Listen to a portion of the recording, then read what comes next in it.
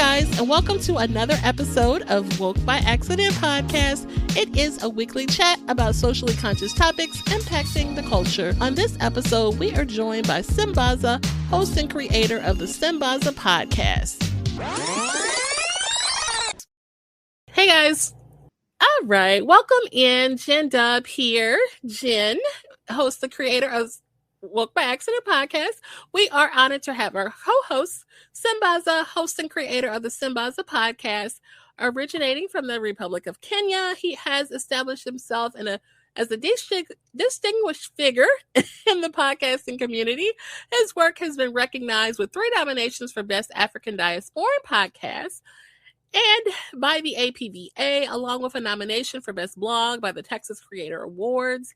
And Sambaza has also participated with the Afros and Audio Podcast Festival and the 2025 and 2026 Podfest. Welcome. Hey, Jen, how you doing today? It's a nice. Good. You know what? I was pushing my Mac closer to me, and I realized I clicked on the off button. That's what happened. I was like, wait a minute. I was like, what's going on? That's why I was like, wait. Okay, thanks for that. You're welcome. Anytime. Well, how was the week? It was really good. Very, a lot of stuff going on, service projects, even this week, I've done some, but yeah, it's good for the heart. So I'm excited about that. And as we, excited to conclude our Black History series, but, I'm going to keep digging and, keep researching, making the AI videos, about Black history, because I've really been enjoying it. Yeah, because why are we stopping? Well,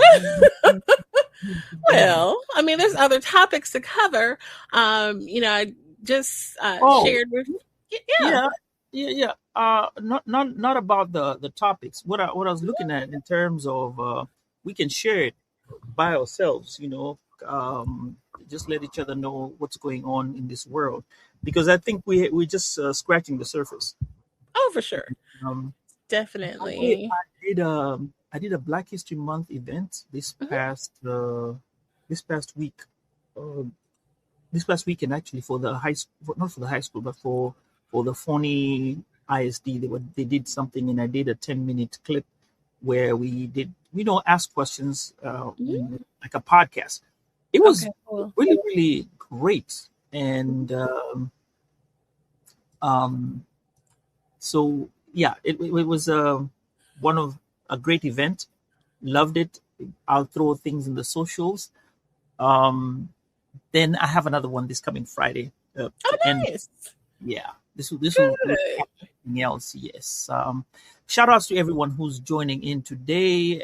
We have Tiffany joining in, Tiffany Bird, and she says, "Why not do one each week at the top of the show?" Yes, I think we can look into that. That's an idea. Right. An idea. Maybe an affirmation, then maybe once in a week to see how we can level it up with the affirmation and the proverb, African proverb. So we have 3 things. Maybe we put it in between somewhere along the line, or maybe we finish the show with that. With a fact. Okay. That's a thought. That could be a great thing to finish off the So I think that's a very good idea. We'll look into it definitely. But yeah, I've had an awesome week. I couldn't complain. Yeah, it's been great, very great. That's good. Any affirmation to share? Soccer season has started, so it's a lot of things going on. So many you things. said soccer. Yeah, started going on. Football. For those of you in Africa. Our affirmation of the week this week says, "My voice is powerful and worthy of being heard." I'll repeat it again. My voice is powerful and worthy of being heard. Okay. That is a great message. Thank you for sharing that. What else do you have for us? Oh, okay. I did travel. Like I said, we did travel. But as I'm traveling, I went into, remember that enclave that I talked about, part of Angola last week? Now we're going to go to Angola itself. So I just moved over and went to Angola. So Angola is a vibrant blend of Portuguese and African cultures, featuring a very young population of the ages of 16 as of the 2026 census. Now imagine that. Man. But this is because of war. If you check out the history, there have been a lot of war. So it is also the second largest oil exporter in Africa and a major diamond producer. They have the giant sable antelope, which is a rare endemic giant sable antelope thought to have been extinct but rediscovered back in 2014. So, and then it's considered the origin of the dreadlock style. The country has a shortage of men, just to throw it in there. So remember they had wars, so they're more there.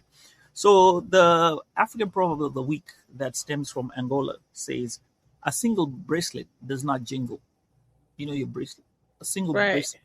So, what can you decipher from that?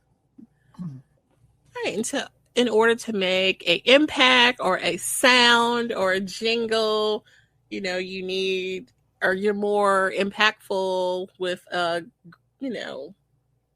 strength in numbers type of thing.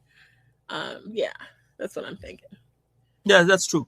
I also had the same idea in mind when I looked at the proverb. Yes, if you want to make noise anywhere, you can't do it alone. You gotta go with people to do the same, to make it more vocal, or to make a stand. Yeah, like you come together, right. Making solo, yeah, you could, but it wouldn't be as much impactful when you are a group of people, making it together. So that's the proverb of the week. And I was in Angola. Now, before we go, I want to send shout outs to the people who are watching us on YouTube, StreamYard, Substack, Facebook, and Clubhouse. This is, and not forgetting our people from TikTok. Hola. So we got guys on TikTok now watching, and we really appreciate you guys hanging out with us. Yeah, shout out to the other platforms who are chiming in on the episode in real time. We appreciate that. Audio episode will be available soon, and we appreciate that. All right. So, yes. What do you have for this week? Okay. No, so we will officially introduce our topic. As you may or may not know, we have been doing a Black History series in celebration of Black History Month in February here. And we are in our third installment, third and final for the end of February to share our Pecha Kucha style presentation of Black history figures that you may or may not know. We definitely want to highlight and emphasize figures that are not so heard of and heard about.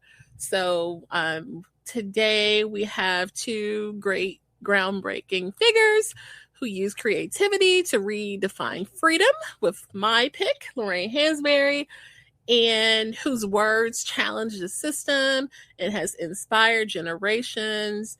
I just learned that her niece has an Instagram page, which is really cool. So I followed her. I might tag her. No, I'm just kidding.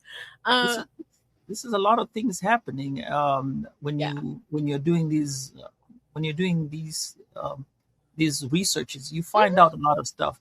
Oh, by the way, Tiffany says collaboration is key. She said collaboration is key whenever she's answering to the proverb that we were talking about. Thank you, Tiffany. For sure. But yeah, so that was pretty cool to find out. When I was looking at the family, like her sister lived to be like, God, 101 or something like that. And the daughter of that sister, who is the young lady, I can't think of her name right now, but she's out. She's a young woman on Instagram. I don't know if she's a model or something, but she's a beautiful young lady. So yeah, shout out to the Hansberry family. And so that's my pick. And then Chef James Hemings, we will hear more about him, who is a genius.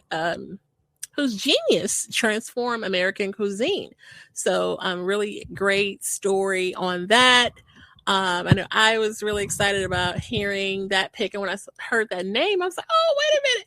So, and I won't, I'll let your presentation share the details on that. But yeah, that's an excellent story. Remember what I told you last week? Ain't What's nothing as that? good as black people food. Ain't nothing Oh, as good as a black people food. well, Collard yeah. greens. So definitely. I just had some collard greens the other day, Did courtesy of you? the kids. Yeah, I had collard That's like, greens and I mean, it's not really some Thanksgiving food. It's cornbread. really, mm-hmm. Yeah, cornbread and some chicken. You know, the real chicken. It was kind of a whole chicken, and then you cook it. You split it and cook it. Fresh chicken. Okay. Mm. Fried chicken? No, it wasn't fried. It was baked. Okay. There you Yeah, go. Health journey. All right.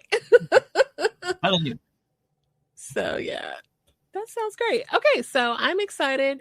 So a quick Who's going first? little I'll go first in this instance. Mine is a little longer this time. So Petra Kucha style presentation has an emphasis on the visuals. So we will have a visual presentation, which I think we both have voiceovers for these presentations, and then we will analyze and discuss after. All right. Just before you start, I'd like to tell Yeah. people, just to let you guys know, she's got the best visuals all through this time. I can't beat those visuals. Mine was just the audio. I think the audios are the ones that helped me out. But visuals, Jen, she did it. You did it. So it's been a great job. You've done well. Well, thank you. We try. Okay, so We don't do try. We oh don't do try. god. No, we don't do try. Mm-mm. We did Hey, we great. put our best effort forward, okay? We There put you our go. best There you effort go. forward. So, with that, let's do our presentation and we'll discuss. Let's see what we got.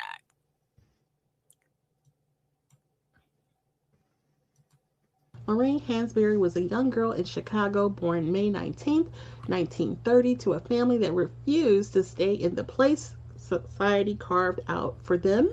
Her father, Carl, was a powerhouse real estate broker who founded Lake Street Bank. Her mother, Nanny, was a dedicated teacher. Their home was a crossroads for the Harlem Renaissance. Imagine being a child and having W.E.B. Du Bois or Langston Hughes at your dinner table. That intellectual life came with a price. In 1937, her father challenged segregation by moving the family into a white neighborhood. Lorraine recalled that night when she was only 8, a brick hurled through their window, nearly missing her. Her family was threatened by a white mob. The trauma fueled the landmark Supreme Court case, Hansberry versus Lee, which fought restrictive covenants, keeping Black families in the slums. The Supreme Court upheld the legality of the restrictive covenant and forced the family to leave the house. The U.S. Supreme Court reversed the decision on a legal technicality. The result was the opening of 30 blocks of Southside Chicago to African Americans.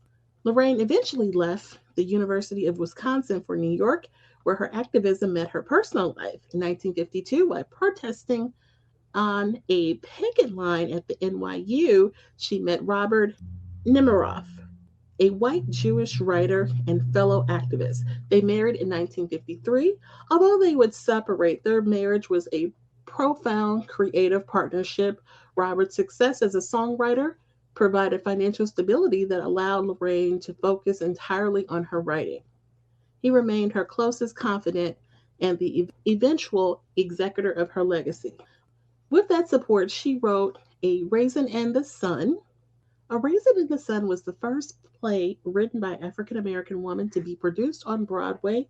She drew upon the lives of working class Black people. Hansberry once said, I think it is the type of segregation which exists in our country is the most incredible, the most wicked thing that can happen to people. She died at just 34. She died at just the age of 34, but her achievement remains a towering lighthouse, proving that a dream deferred doesn't have to dry up. It can have a voice and change the world. Okay. Thank you for listening to that presentation. So, Wow, that was thoughts? fun. that was a young person. By the way, that clip about the dad going in to live in that neighborhood, there is something that was going by the social rounds of somebody who was petty, like a petty millionaire who bought that building, and it shows that particular building about some person who just decided he's going to buy that just to anger people. It's been making rounds online. I don't know if I sent it to you, but it was like a cartoon character that people were using. That it just got in, like a black man buying a building that black people couldn't have at first. Yes.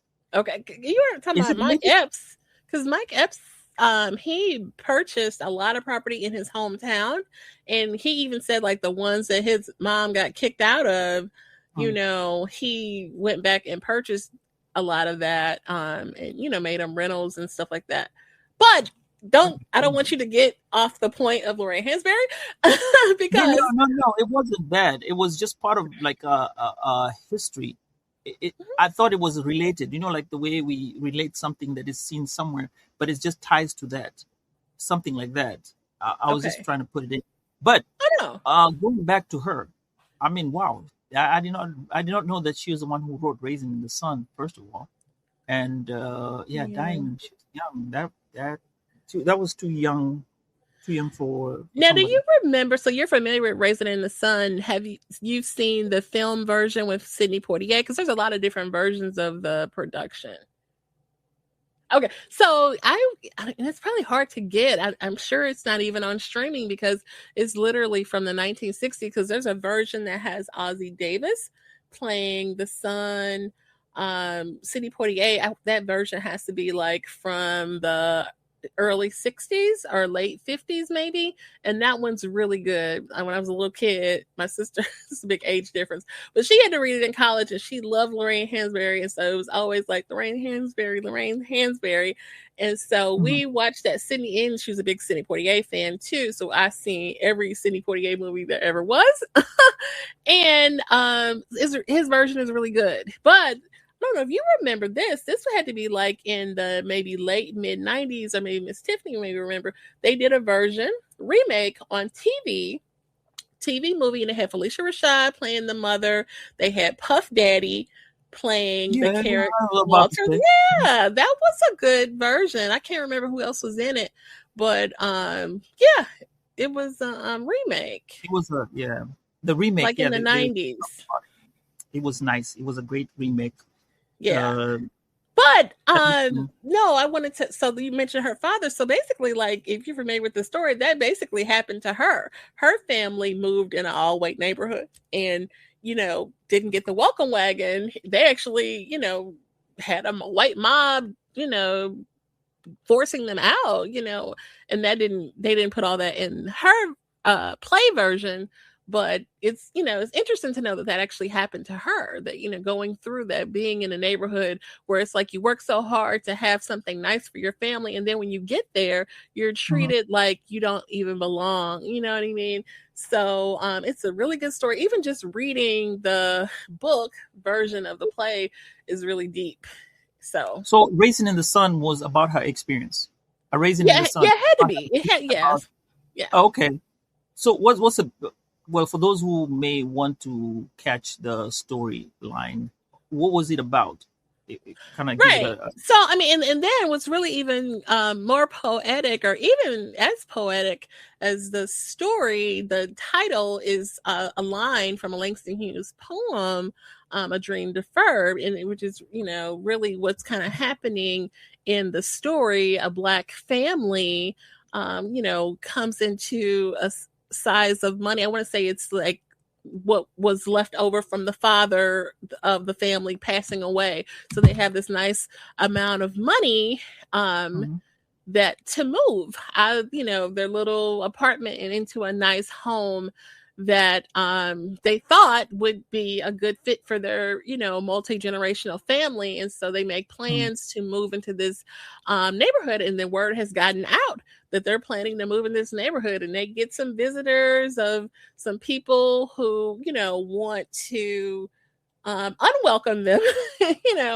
and, let them know that they're not welcomed. And so, it's like what they go through. And so they have some little personal struggles and things like that. But it's really cool on a play version. Like sometimes community productions may run a Raisin in the Sun. So if you happen to see it come to your town or something like that, check it out, or even just picking up the play. It's a really short read and it's a good story. Oh, okay. So I'd like to shout out to K Essentials. She just joined us in, and she said, "Good evening, everyone. Good evening, K Essentials. Glad to have you around, and yes. Welcome to our show." Yes, welcome. Yeah, I'm really stoked to listen to not to listen but to watch it, because it sounds great. Yeah, definitely. The part I didn't catch last time, maybe because I was working a lot, and it didn't kind of entice me as much to watch it. Was Denzel Washington was in it, right? That Raisin in the Sun. Was he on the play? No. He wasn't on it? No, so he did a remake of Fences, which is an August Wilson play. Well, that was a movie. Right. They made a movie version of his play. Wilson. That's a different one. But it's, the originals were kind of probably the same time period. But yeah, that's a different playwright. August Wilson. But yeah, and what about her life? What can you tell about her life by your readings? Yeah, college educated woman, which, but her family was too. Her mother was a teacher. Her father not only was a real estate broker, he founded a bank. Like a Black man in the 1930s, being a real estate broker and then creating his own African-American bank. Like, hello, huge, really huge. That's him. That's the thing that has been going rounds in the whatever. You had to tell me that. Yes. That's the one. Okay. So that's the connection. The thing, he was being petty. That's why he moved. They when they kicked him out, he went and bought the whole apartment because it's just being petty. Because of what they did to him. Yeah. Okay. Oh, you think that's the same one? It's the same one, because they said he later went on to get a bank or something like that. Yeah. Oh, okay. Yep. And then landmark Supreme Court, which is crazy. The Supreme Court decision didn't rule in their favor until later when it got overturned. But it was deep to experience and go through that, and then she didn't have children, but she did marry. They did divorce, but he was a creative too. He was a songwriter. Her husband, this Jewish man that she married, and he ended up releasing a lot of her, I guess maybe 3 projects after she passed away. She had one play that she had just finished, and he published that, and he published like 3 other pieces of her work. So you can get, I think I flashed a picture of it, the complete works of Lorraine Hansberry, and it has like her final, like unfinished projects in there, which is kind of cool because it's like, this is something that she was working on at the very end, and we've had this conversation of don't wait till it's perfect. Just put it out there, So, We'll start somewhere and get to, even if you don't finish. Yeah, absolutely. Yeah, it's worth something in the end. Oh, true. Interesting. Definitely. I don't know. I just like I told you before that I always wanted to be a writer, so I get excited about the writing creative. I remember last week you read out to me like 7 or 8 writers right off the bat, even without me saying a word. Yeah, that's are you in a book club right now, or you just Yeah, I've actually been in several, but yeah, I actually attended a book club meeting on Friday. A book about Jesse Jackson by Amanda Phillips. So that was interesting, which we kind of talked about Jesse Jackson briefly, but this book by Phillips, or is it Abby Phillips, the journalist on CNN, she gets into the, correct. The controversy surrounding Jesse, which we didn't actually get into the controversy, which, even like the night Martin Luther King was killed. There's a lot of controversy with Jesse Jackson, so we don't have to go. But look into it. There's books written about it and all that. So Yeah. So in an African tradition, when somebody passes on, we usually don't like to talk about those things. We try and exemplify the person in their best selves, because what else they did their best. What else would you want them to do? They are human. You realize that they're human. For sure. Yeah. But I mean, yeah, and I even went into some Clubhouse conversations about it. Which, there's nothing wrong with having, read the course and just talking about it or whatever. But, someone has passed on. So I, think it's yeah, whatever happened to him was human. And it's just the other rumors. Those are the ones I don't know if they were found found to be true, but what we say, if there's smoke, there's fire. Right. Yeah. Some of it's documented, and there's, a lot of, evidence to some things, but, he did some good work. So. Oh, yeah, definitely. He yeah, really did some good work. Yeah. So who's our next person? James. James Hemings. So let's get in mode for that. And this one's really interesting. Got excited about this one too. And shout out to everyone tapping in on the other platforms. We appreciate you. Sambaza has made arrangements for us for our broadcast to be on the other platforms. So shout out to you guys. We appreciate all of you. Yeah, thank you all for joining in. All right, let's pull this up. Welcome to the Sambaza Podcast, celebrating Black History Month. Join us as we explore the challenges. Ready? Okay. And triumphs of notable figures. Today, we remember James Hemings, the chef credited with popularizing the now famous macaroni and cheese in America. Born into slavery in Virginia in 1755, James Hemings was the son of Betty Hemings and an English sea captain. He was also the half-brother of Jefferson's first wife, Martha, and brother of Sally Hemings. Hemings trained as both a chef de cuisine and pastry chef at Monticello, under elite French chefs for 3 years, to become Thomas Jefferson's potential chef. While in Paris, Hemings adapted macaroni au gratin, a French dish, to better suit American tastes. He utilized French techniques like braising and sautéing, creating delicate dishes like the snow egg.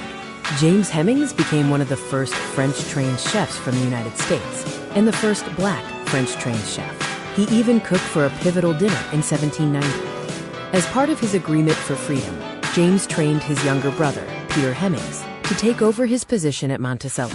By 1793, James successfully negotiated his freedom. After returning to the USA, James worked at a tavern in Baltimore. He tragically took his own life at the age of 36 on November 5, 1801, a time when mental health challenges were often misunderstood. Today, macaroni and cheese is a multi-billion-dollar industry and a household staple. While Jefferson often received credit, modern food history recognizes Hemings as the true innovator. Cheers to James Hemings, the Black chef who curated a dish that remains so popular today. Thank you for listening to the Sambaza Podcast. Please subscribe and share. Welcome. All right. Very nice. Nicely done. Oh. Nice. Thank you. I really appreciate that. Now, what did I find about him? We know he never married, actually. He never had any kids. Mm-hmm. And he was mixed. Mm-hmm. And I think the sister, which is so weird. I think part of it was that's how he got his privilege, and he could get by absolutely through a lot of those things, and became a chef because of his color of the skin, light skin. I was about to say light skin. Not just light skin, but being the offspring of the master of the plantation. Yes, mm-hmm. That helped a lot, and I think. And from what I read, that's the reason why he also got the chance to go to abroad, He used to suffer. He suffered from, I think he had he had mental challenges, and he used to drink a lot, and he used to get into trouble. That's the reason why he never got out of the employment. Because when he went to France, he he was kind of, France already had in the 1700s, in 1789 or somewhere around there, they had already declared slavery off. But he had that uncomfortable position where he could not fire them uh, and let them go, but he could go because he had already created a lot of equity where he could just leave and become a chef anywhere. But something he had done, so it kind of, he was kind of being looked after by Jefferson, and then Jefferson started paying him wages. And then when they left, they came back to the U.S. and he moved to Philadelphia. When he moved to Philadelphia, Philadelphia was also part of the reason. Also, Philadelphia was a place where people were free, and he couldn't. He had that problem where now he had to pay them some money. Okay. And they said, okay, cool, we're going to negotiate our wages. And that's kind of how he stayed there. The readings show that, yes, he did have difficulty, but he was good at his job. And he actually spoke French. And when you look at the time to speak French was kind of highly noted. And he got a tutor, actually. Jefferson got him a tutor to teach him French. And that's part of where his wages went to. And what was sad was that instead of negotiating, part of the deal for him to be free was he let Jefferson have his brother, his half brother, I think. But he had his brother train him so that he becomes a chef, so that he can be let free. So it's like it's a pound of flesh, actually. And by the way, Denise says, hello, family. I'm just stopping there for a minute to just say hello. And Denise Briggs says, very interesting. Welcome to the show. We want to thank Denise because Denise actually lent us one name to be able to talk about it. Was it Selma Brooke? Yes, absolutely. Yeah. And also, Tiffany says, it's true. Jefferson inherited the Hemings family because the father died, so it was kind of inherited. So he was born at 8 years old. That's when they shifted. So it was like shifting people across. And at one point, when he left, when Jefferson became president, he asked him to come back, Hemings, and Hemings said no. He asked a second time. Now, through an interpreter, Hemings told him, hey, you know what, bruh, it ain't gonna work out. And he actually used a type of like a slur on him to say, no, I cannot work for you, because he felt that if he went to work and he's been paid and he had slaves, he was like, how would it feel if I'm sitting at the table with other people working for me and I'm getting a wage and they're not getting a wage? So it's not going to work. That's how he kind of explained it. But briefly after that, he went back to Monticello, which was where he trained for about a year, and then came back. When he came back, that's when he went to work at a tavern, and somehow one of those days in 1801, November in 1801, he just passed on by drinking himself. And as they say, those days they weren't into talking about things happening or suicide. They just said he just drank too much, and they didn't even want to acknowledge that he had that issue. Another thing I want to add is mac and cheese. Let's talk about that mac and cheese. Mac and cheese, staple. Anywhere you go eat, I think in a cookout, mac and cheese got to be there. I know in our cookouts, mac and cheese has got to be there. It's always got to be there. So he actually experimented on that mac and cheese and made it better, to the point where when he brought it here, it was like, oh wow, it's never been done like that. But also the other thing, he was curating it to Jefferson himself, so that Jefferson could enjoy the meal because he was a chef. Another thing about that is he also did other things, like I think it was the egg noose or something. So he was very brilliant in what he was doing. Shout outs to him and what he had done. So he was the first black chef, first American chef. Not even, let's not talk about any American chef first.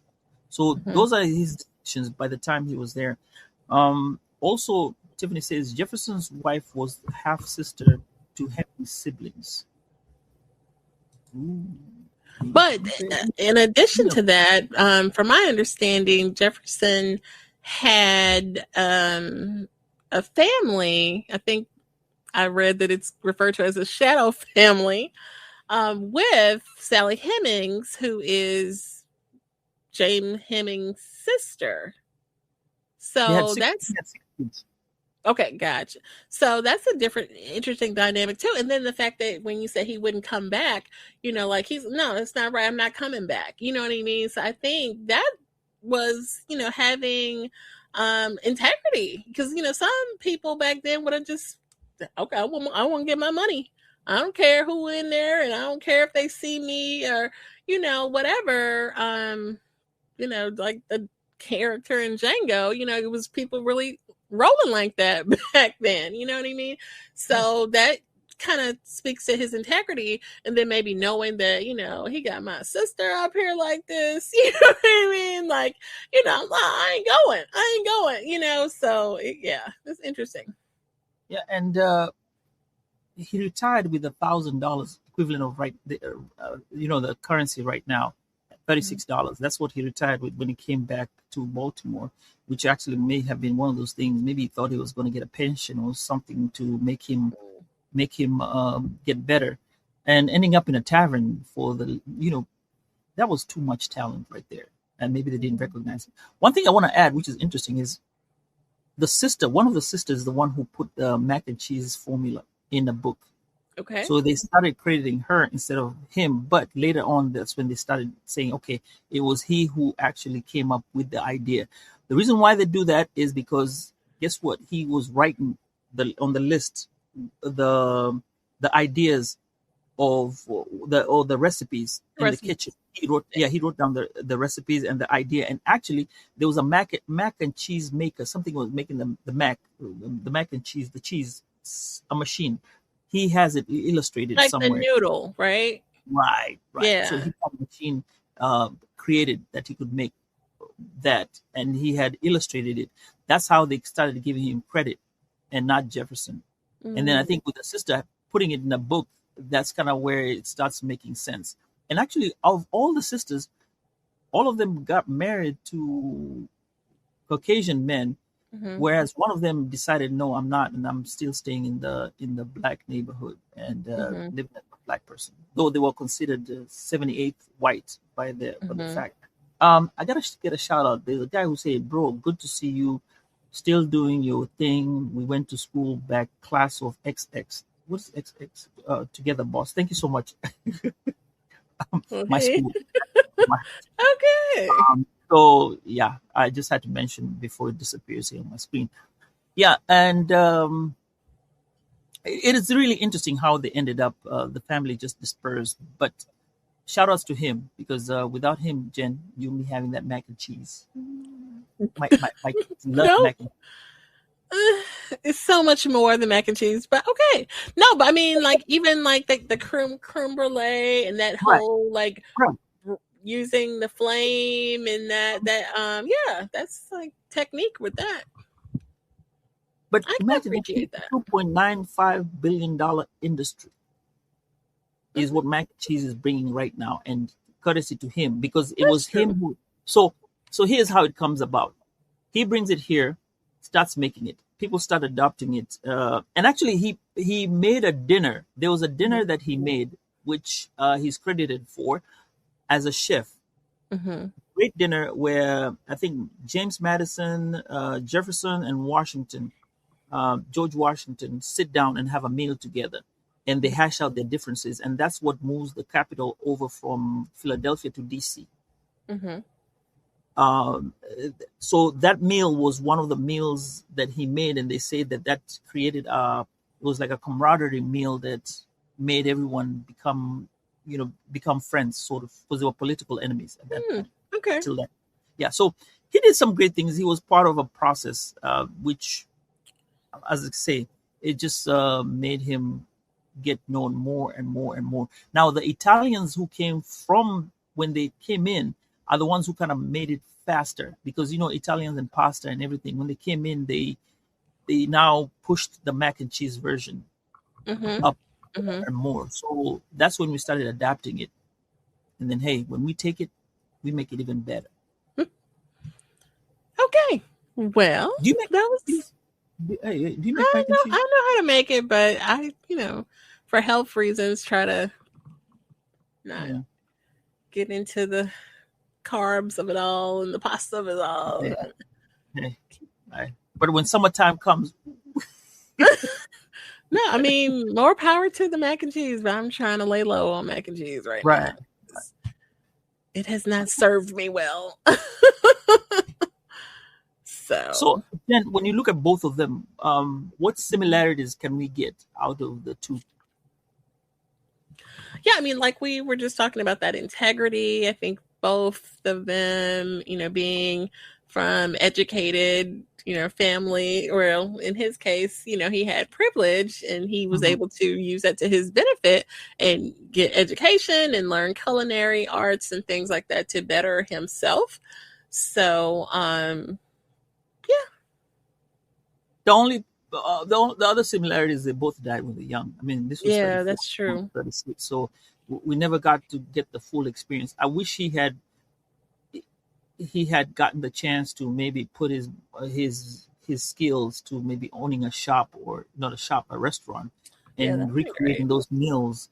I think that would probably have made, well, not made more of a legacy, but it would have created we don't know what it was, but let's say. But I mean, those documented recipes, that's legacy all day long. And just, a lot of recipes are like word of mouth. I saw someone post about, like, was it tea cakes or something like that, which is something that, is from our culture that, people made in slavery time or enslaved times with not very many ingredients, just as like, this is what we got and we're going to make this. And then that recipe just kind of got passed around from families, word of mouth, and things like that. So. And a lot of people who are chefs in this day and age still pay homage to him, as being, especially those who are connoisseurs of the mac and cheese.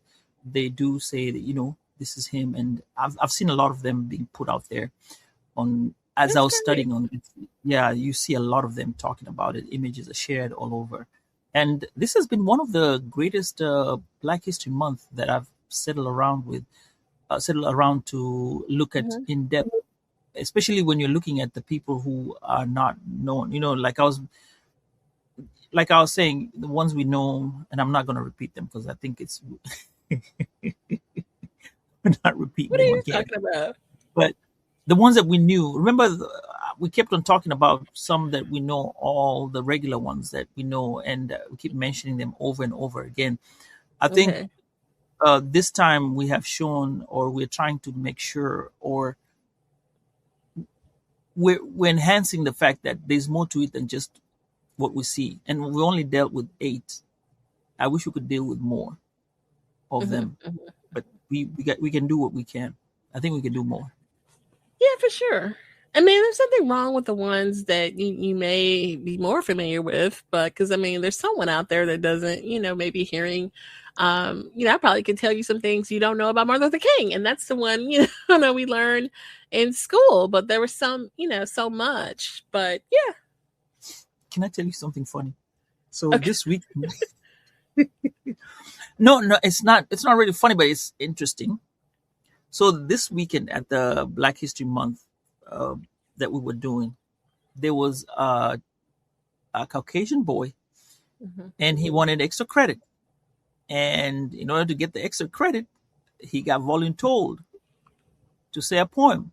And he was given a poem for Langston Hughes. He caught stage fright. However, even with the stage fright, he did make it. He did a great job. And he said his piece.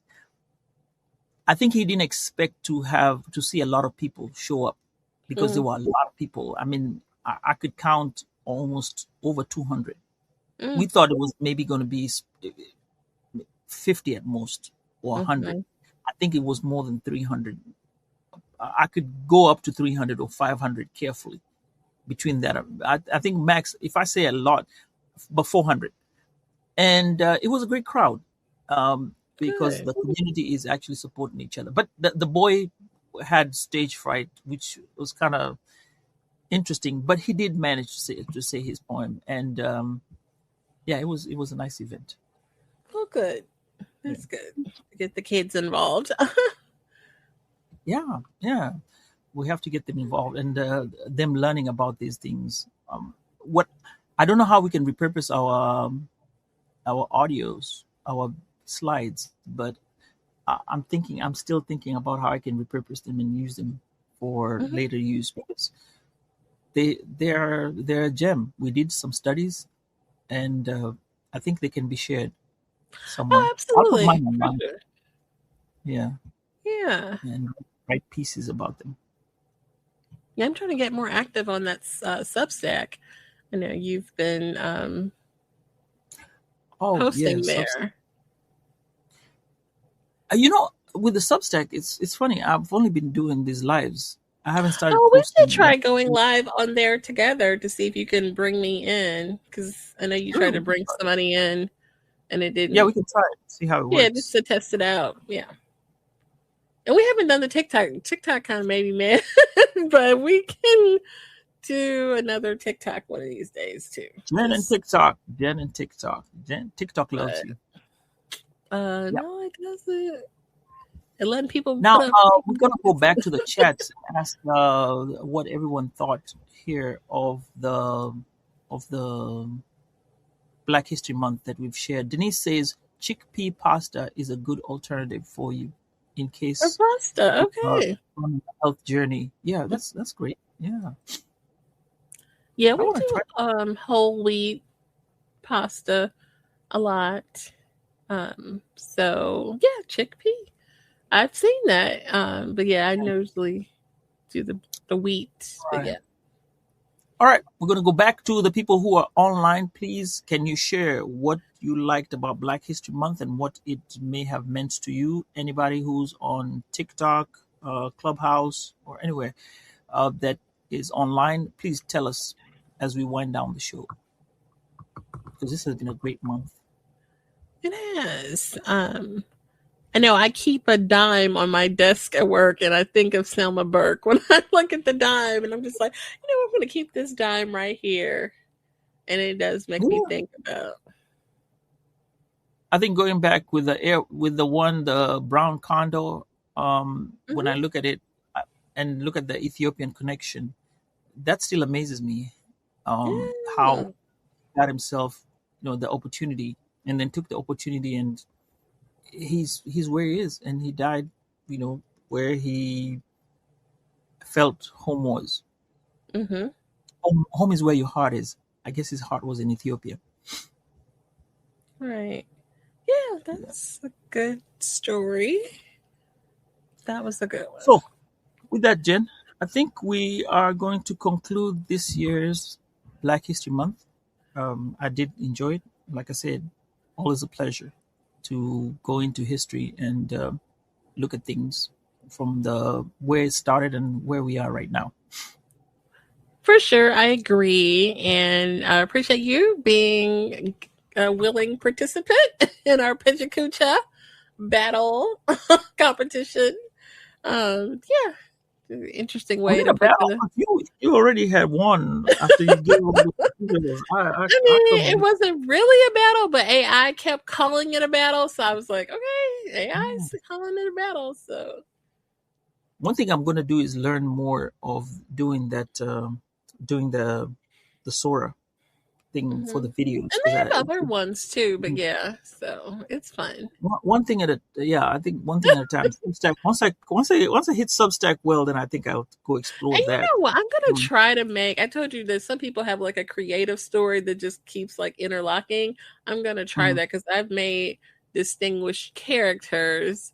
And so I'm gonna. You could say loop in this character, and you can just do like your own little telenovela or your own little soap opera, if you know, or your own little funny bit or whatever. And it's so funny that you can change things, make the guy take off his glasses, make the guy have a blue shirt. You know what I mean? Like, make it in the style of the Boondocks, make it in the style of anime. You know what I mean? Like, you can do all these different things. So yeah, AI is doing a lot right now.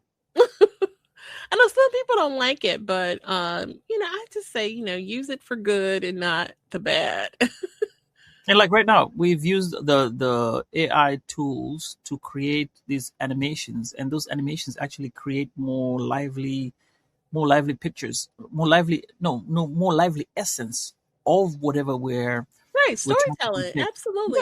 Yeah. Even when we talked to Timby Banks, who is a award-winning filmmaker, said that that's a good way to like run your storyboards. You have an idea and you just kind of want to like see it before you actually put it out there, and that's a good tool. So directors are using this tool, you know what I mean? Which that kind of made me feel like, okay, like I might be able to do something one day, long form with it. But this is a good way to, get your feet wet. I'm still thinking about the long form of the play that I wrote, the audiogram. But that's the story. Yeah, that would be really, yeah. So, but I want to send this appeal that I have for anyone who's out there. Sambaza Podcast this year is moving major things, and we are asking for your help. We're trying to get to 1,001 subscribers. So what we're asking of you is, please just hit the like button and hit the subscribe button. It's free. Do that, and you're helping us be out there. And with whatever we're going to earn, once we get to the point of starting to earn, is what's going to make us create better videos and give you greater content and more content for that matter. Because it all starts here. So just to support the Sambaza Podcast and Woke by Accident, go ahead, hit that subscribe button for us, and we will be enjoying it and enjoying more better videos for that matter. And we appreciate the support as well. I'm glad you included Woke by Accident in that pledge there. I'm just saying, okay. But no, we appreciate all the follows, all the supports, even if you just tap in for a little bit, we appreciate it. But yeah, being a creator is not only fun and exciting, it's expensive. So anything we can do to, add resources to the journey, that helps, So yeah, for sure. All right. So with that, Jen, I say, take us home. Well, again, we thank you guys for joining us. We hope that today's conversation has inspired and enlightened you. If you found the show meaningful, please consider sharing it with family, friends, colleagues. Our collective awareness and advocacy play a crucial role in creating positive change, and we invite you to stay tuned for more engaging content. And we look forward to continuing these important conversations in the future. With that, everyone, be well and take care.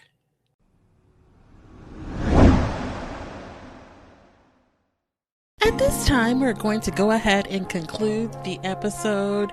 We greatly appreciate you listening. We invite you to follow us on social media. On Instagram, it is Woke by Accident Podcast. On Twitter, it is Woke by. On Facebook, it is Woke by Accident Podcast. We also have the new website up, www.wokebyaccident.net. Please check us out.